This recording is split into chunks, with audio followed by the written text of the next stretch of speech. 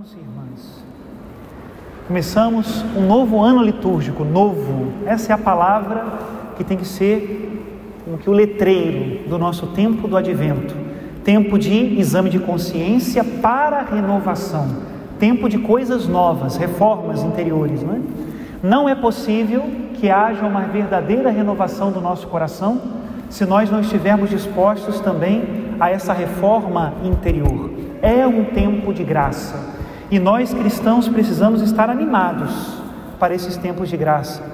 Liturgicamente nós temos dois: o Advento e o Natal. E como há muito tempo entre, aliás, o Advento e o Natal não, o Advento e a Quaresma, mas como há muito tempo entre a Quaresma e o Advento, a piedade popular colocou agora recentemente mais um tempo de preparação, que é a famosa Quaresma de São Miguel, né? Quantas pessoas fizeram a Quaresma de São Miguel, se esforçaram, ofereciam penitência, acordavam de madrugada, e eu não posso criticar nada disso, porque é uma coisa boa. Agora, se você colocou força na Quaresma de São Miguel, muito mais nós precisamos colocar força para vivermos bem o tempo do Advento. O Advento é como um retiro litúrgico universal, que nós precisamos aproveitar bem, né? Precisamos mesmo, hein? Toda a igreja, no mundo inteiro, na expectativa do Natal do Senhor. Assim como na Quaresma de São Miguel as pessoas tinham aquela oração que se repetia todos os dias, né? Poderiam perguntar, mas e qual é a oração que eu vou fazer no Advento? No Advento nós precisamos ler a palavra de Deus. Diferentemente do tempo comum em que a liturgia da igreja lê seguidos alguns livros da Bíblia, no Advento cada dia é especialmente preparado para que nós vivamos um autêntico dia de retiro. Nem mesmo as orações da missa se repetem. Se você pegar o missal, cada dia do Advento tem orações próprias. E as leituras não são seguidas, são cuidadosamente escolhidas, para que todas estejam em sintonia com o sentido do Advento. Tudo isso para que eu e você sejamos pessoas novas no final. Nós precisamos viver isso, não é? Dizem que o tempo do Advento é um tempo de espera, e é verdade num sentido. E a gente não sabe esperar, né? Tem gente já arrumando enfeite de Natal desde o final de outubro, né? Padre, você não vai colocar nada na igreja de Natal? Fala, calma, o Advento não começou, falta um mês ainda, né? Nós não sabemos esperar, né? Precisamos, é um tempo de espera, mas também é um tempo de encontro. Ao mesmo tempo que nós esperamos a vinda do Senhor no final dos tempos, a vinda do Senhor que comemoraremos no Natal, ao mesmo tempo que esperamos, também o encontramos, porque no tempo do Advento Deus vem ao nosso encontro. Quando eu preparava a reflexão desse domingo, e pessoalmente preparava também uma espécie de plano para o Advento, né? Um versículo de São Paulo vinha sempre à minha cabeça. Eu disse, eu vou partilhar ele na homilia, né? Não está na liturgia de hoje, é da carta de São Paulo aos Filipenses, e diz assim: é Deus quem produz em vós tanto o querer como o fazer, conforme o seu agrado. E o que eu pensava era isso, né? O tempo do Advento é o tempo do Espírito Santo. Ele vem preparar o nosso coração para a vinda do Senhor. Não foi assim que aconteceu com a Santíssima Virgem Maria? O Espírito virá sobre ti, a sombra do Altíssimo te cobrirá. E então ela pôde conceber o Senhor, na carne inclusive, né? Nós precisamos imitar a Santíssima Virgem nisso. Dóceis ao Espírito Santo, atentos, sensíveis à inspiração de Deus, para que de fato Deus renasça em nossos corações. Se o Natal não é isso, não é nada, é só cartão, papel, capa de presente, embrulho, não é nada. Se nós não temos o nascimento de Deus em nós, o Natal não é nada. Então convido a todos, né, a iniciarmos bem essa caminhada do Advento. E eu queria então, até para a gente depois poder recordar e meditar e rezar, né, dividir essa homilia como se fosse uma viagem. A primeira leitura, o planejamento da viagem. A segunda leitura, o caminho, e o Evangelho, o ritmo que nós precisamos ter para esse caminho. Vamos fazer assim então, né? Vamos pensar então no planejamento do nosso advento. A primeira leitura de hoje, do profeta Isaías, nos ajuda a esse planejamento. Planejar é importante. Uma viagem sem plano não chega a lugar nenhum. E infelizmente nós somos hoje tão atropelados pelas coisas, pela correria do dia a dia, que a gente já não planeja nada. Outro dia uma pessoa me disse: nossa, padre, como o tempo está passando rápido, já é Natal. E eu pensei comigo assim, falei: puxa vida, se ela está achando que já é Natal e passou rápido, imagina só o advento. Ela nem viu passar, né? Já foi. Nós precisamos planejar o advento para vivê-lo bem, né? Vivê-lo bem. E diz assim o profeta Isaías: acontecerá nos últimos tempos que o monte da casa do Senhor estará firmemente estabelecido no ponto mais alto das montanhas, dominará as colinas, e a ele acorrerão todas as nações. Nós precisamos interpretar essa leitura com a ajuda também do simbolismo. É claro que nós não estamos falando só de uma montanha geográfica, construir uma igreja num morro alto, não é isso.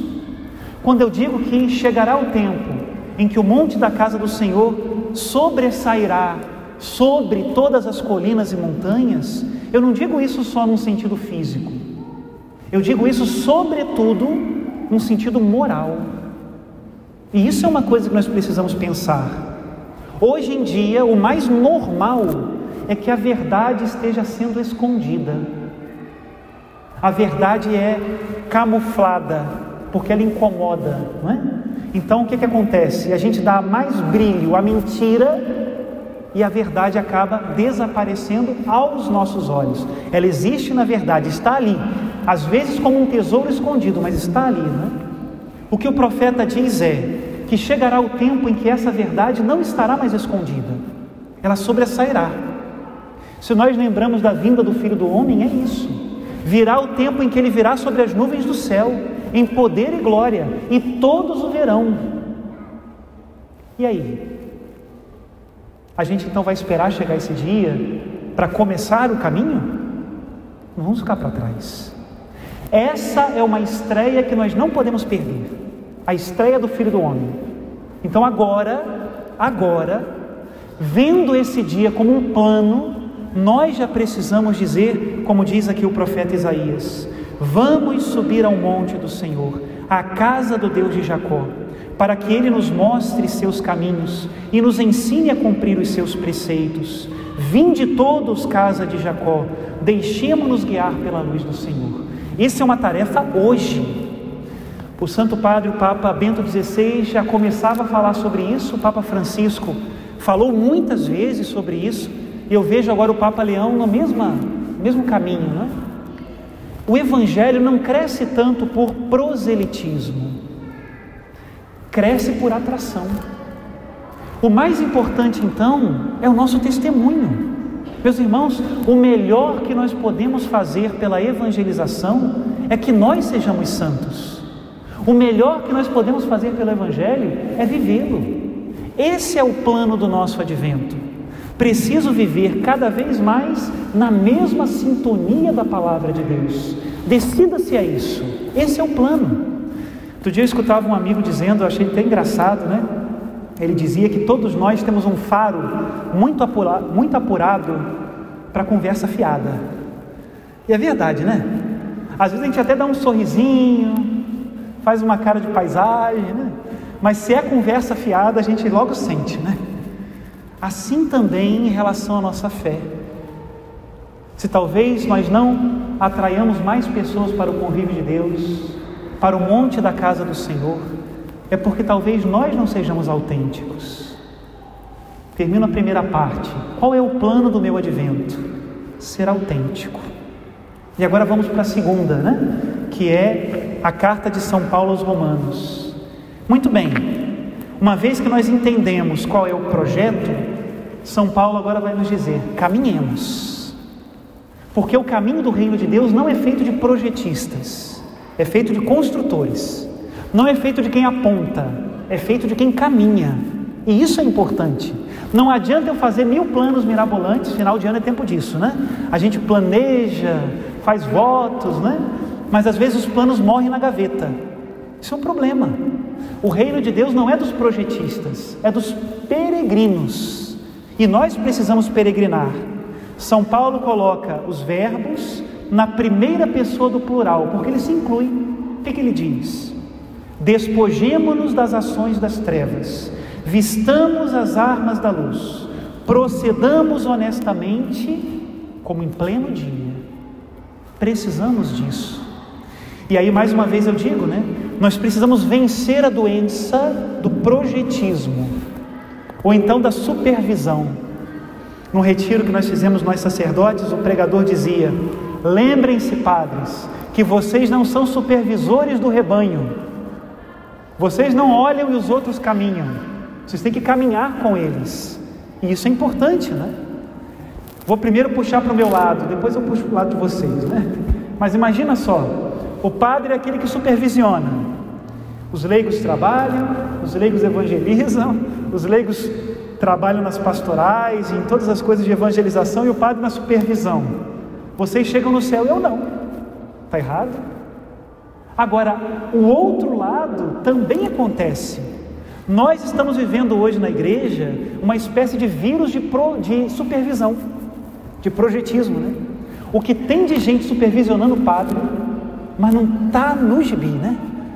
Se o leigo escreve alguma coisa, coloca alguma coisa na internet, algumas pessoas leem, né?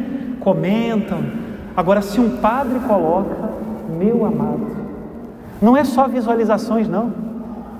É pitaco, opinião, crítica. É um negócio impressionante, né? Parece que ser bom católico é falar mal daquele padre que não usa batina, daquele outro que não vai não sei aonde, daquele que não reza assim assado, daquele que não vai lá falar com os pobres, daquele que não está. E a gente está tão ocupado supervisionando os outros que nós corremos o risco de não caminhar. São Paulo diz com muita clareza: nós despojemo-nos das ações das trevas, vistamos as armas da luz, procedamos honestamente como pleno dia. Todos nós. Nada de glutonerias e bebedeiras, nem orgias sexuais e imoralidades, nem brigas e rivalidades. Pelo contrário, revesti-vos do Senhor Jesus Cristo. Nós precisamos lutar ativamente em relação a isso.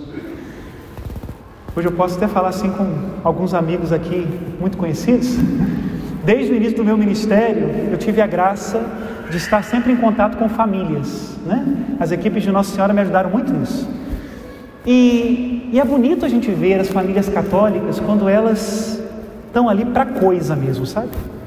O esposo, a esposa, os filhos, às vezes os filhos pequenos e as suas realidades próprias, né? Às vezes os filhos já maiores também com as suas realidades próprias, né? E por que eu digo isso? Porque quando a gente vê uma família católica que está realmente na história, não dá para dizer que eles não estão caminhando. Eles caminham. E aí o padre que está do lado fala assim: deixa eu colocar minha carapuça, né? Porque eu também preciso caminhar. Essa é a evangelização por atração. Quando nós procuramos a Deus com um coração sincero, a gente leva quem está do lado.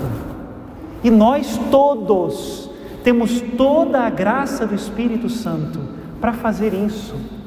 Então, meu irmão, minha irmã, não é só pela tua salvação, é para que o reino de Deus aconteça. Pelo amor de Deus, caminha, para de projetar, para de supervisionar os outros, né? Coloque os seus pés na estrada, porque Deus precisa de ti. E agora nós vamos para o terceiro momento, que é o ritmo, né? O ritmo da caminhada, que eu penso que é uma coisa que hoje também nós precisamos ouvir muito isso. Jesus nos ajuda com o ritmo pelo Evangelho. E eu louvo a Deus porque Ele chama para nos ajudar um idoso, Noé. Olha como começa o Evangelho de hoje. A vinda do Filho do Homem será como no tempo de Noé. Eu sempre fico pensando por que Deus tem uma predileção pelos cabelos brancos. Não sei. Quando quis salvar o povo, chamou Noé, Abraão, Moisés, tudo gente de cabelo branco. Por quê? E eu penso, porque o idoso que envelhece diante de Deus, que tem experiência diante de Deus, dá o ritmo. Qual é o ritmo do idoso? É a serenidade laboriosa. Qual o problema de nós jovens? O padre está aqui pregando, né? Precisamos fazer alguma coisa no advento, né? Vamos fazer a renovação do advento. O jovem pensa assim: vou criar um canal de YouTube, vou fazer alguma coisa, vou criar um projeto, vamos começar algo novo. O idoso, na sua sabedoria, diz: vou fazer melhor aquilo que eu já faço. Se você está no apostolado da oração, por exemplo, você conhece todos os estatutos do apostolado, vive bem todas as práticas, o oferecimento diário? Essa é a sua meta do advento. Sou consagrado a Nossa Senhora e vive bem a sua consagração?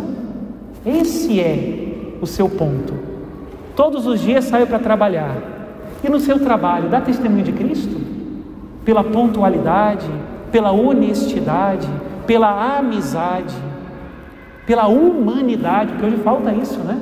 A humanidade do acolhimento, a humanidade de olhar para o outro, a humanidade de se preocupar com o outro, também pela salvação do outro, o teu apostolado. Essa é a serenidade laboriosa que os idosos nos ensinam. Noé estava lá, chamado por Deus, profeta do Senhor, e no entanto não chamava muito a atenção. Quem procurava a verdade encontrava nele. Interessante isso, né? Mas não era escandaloso, era discreto e coerente, autêntico, fiel. Esse é um bom projeto para o advento. Conta a história que, quando foram fazer a canonização de Santa Teresinha do Menino Jesus, Santa Teresinha morreu muito jovem, né? Morreu com 24 anos. E aí o que acontece? Quando foram começar o processo, ainda estavam ali irmãs que conviveram com Teresinha. E aí levaram para o convento, para o Carmelo, a proposta, né? Olha, tem pedidos de que Santa Teresinha seja declarada santa. E o que disse a superiora do Carmelo? A superiora disse: se Teresinha for canonizada, então todas as carmelitas têm que ser canonizadas, porque Teresinha fazia exatamente o que uma carmelita tem que fazer. Eu ficava pensando, esse é o meu projeto de advento. Já pensou se daqui a alguns anos, com a graça de Deus, alguns de nós aqui estivermos em processo de canonização e algum dos nossos amigos forem perguntados e os amigos disserem: mas fulano, fulana, o que ele fazia de extraordinário? Ele fazia exatamente o que um bom trabalhador faz, o que um bom pai de família faz, o que uma boa mãe de família faz.